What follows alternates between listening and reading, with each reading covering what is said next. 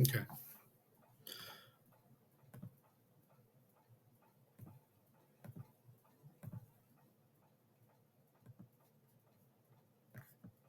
Good. Today, we're just going to go Monday through Friday, but I'm going to teach breaker blocks and market structure shifts. Okay. To get started, a breaker block is after a market structure shift, and a structure shift is from, say, going bullish, you're now going bearish, and vice versa. If you're going bearish, you're now going bullish. It's basically a reversal. But other than that, let me chart it out on the charts so you could see. So, right here, we'll start on Monday. I'll show you the breaker and the market structure shift. Okay, you could see at 6:30, market was still bullish. It did have a smell off right here, and then push right back up. A market structure shift, though, is when it goes up. Let me lock the drawing so I can make this easier for you guys. Down, up, down, up, and it breaks that low right here. Okay? When it breaks that low, it's a market structure shift. Usually, it's not 100%, but it usually is. And when it creates that market structure shift, it breaks it below this low, this previous swing low. It leaves a breaker, which is the first candle that it broke. So usually the breaker is right here. So you would wait for super simple break, then retest.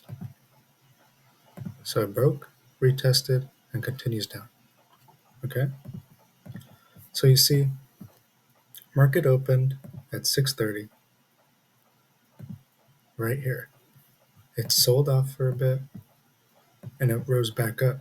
Once it swept this liquidity, what do you wait for? A market structure shift. Okay? Right here goes high, low, high. So this is your shift. And the last candle that it broke is your breaker. Right there. What happens? It touches right here and it pushes off a bit. It goes right there again and it sells off all the way again. Why is this important? This is important for big big prop firms, brokers, anyone that's trading. Why? Because look at the risk.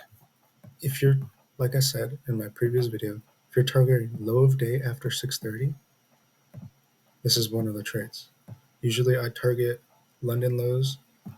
The opposite, that opposite of London that got swept. I know that probably didn't make sense, but let me explain. If the highs get swept during London session, I'll target London lows because it swept the highs. And if it swept the lows, I'll target the lows. If it swept the lows, I'll target the highs. Sorry, I'm bad at talking today. So this is my target, London lows. Although it didn't reach, definitely could have held for a long time. But let's just say you try to hold all the way down there. Definitely could have trimmed at that first day. It's a 1 to 15. Low risk buying right here. That market structure shift and breaker.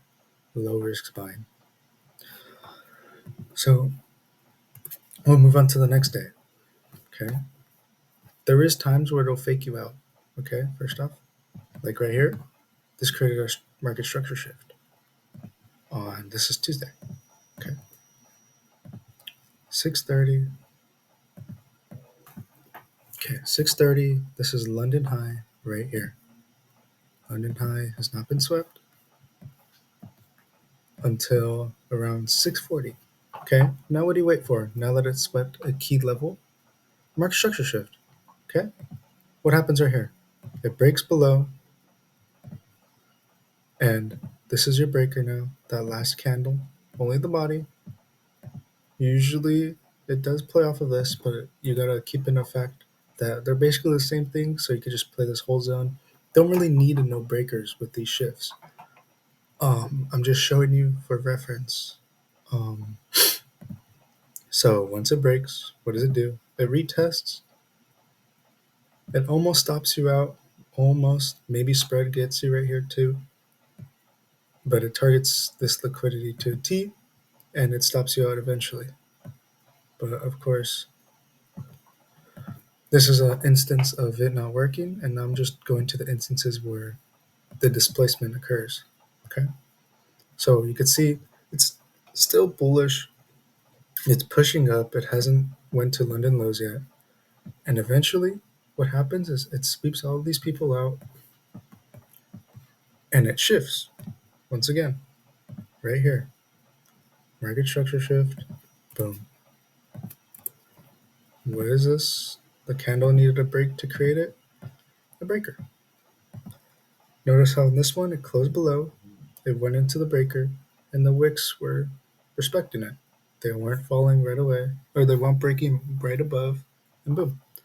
So once it breaks, usually you could just enter right away.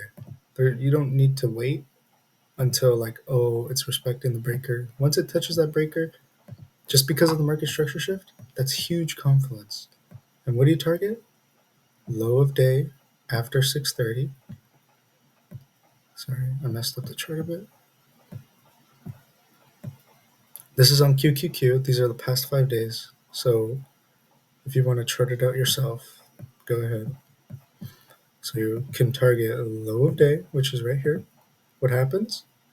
Oh, takes a little while because it's day trading. It's not scalping. Right here at 10:10 meets your first target. And if you're an overnight trader, you could target London lows.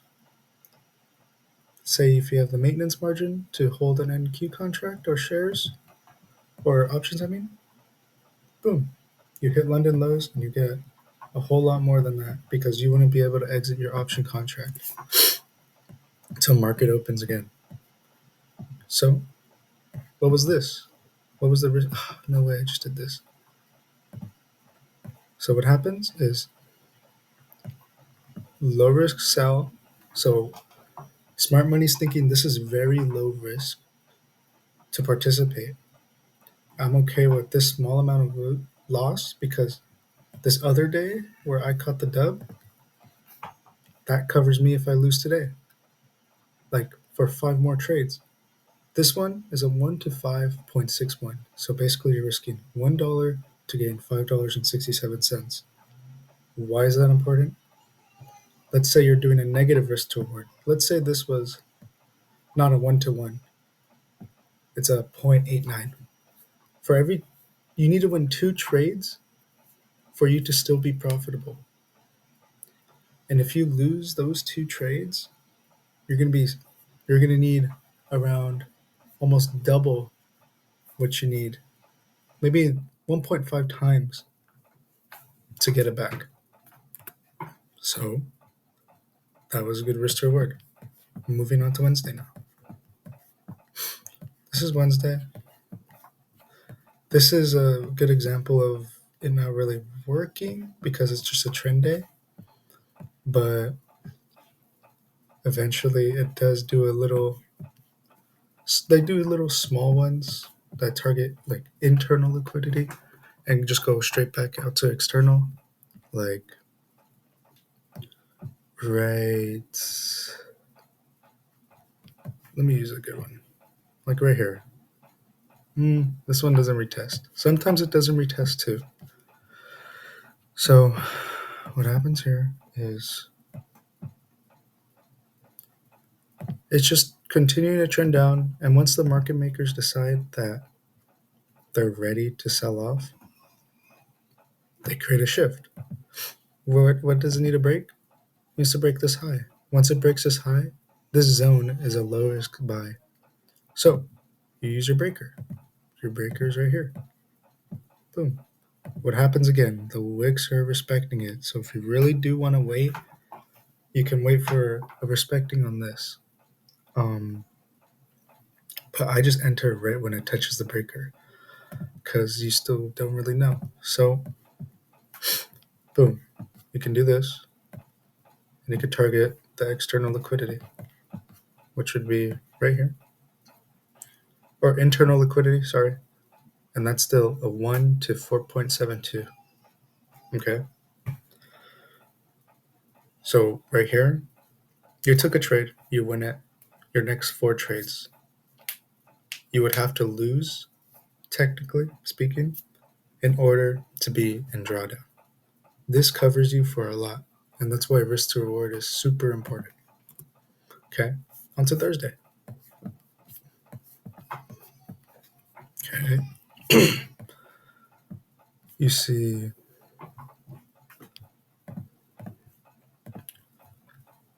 the lows are right here during pre-market or London lows, however you want to see it. Okay, boom. And then the highs right here during London session are right here. This is pre-market, and it's a little bit choppy, but still pretty easy to see. If I go to NQ, it'll be a lot easier too. So what happens is it sweeps out the liquidity right here. And I'm showing you these examples too right now. And it fakes people out. It turns those people into liquidity.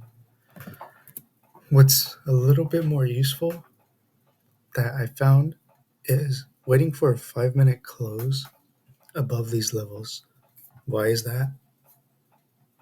People think that's a breakout. Sometimes it works in their favor, sometimes it works in ours. But when it's breaking out, one, it's stopping people out that are above London highs. Two, now it's persuading people to buy in while market makers are going to sell off using their orders. So what happens is it does that 5-minute close above here. And then what do we wait for? Market structure shift. Boom. It breaks below. On NQ, this would be smooth. It retests in here. And what do you target? 630 hasn't started, but it's pre-market, so you can target only London lows. What's that? 1 to 7.78 risk to reward for what? Almost an hour or two?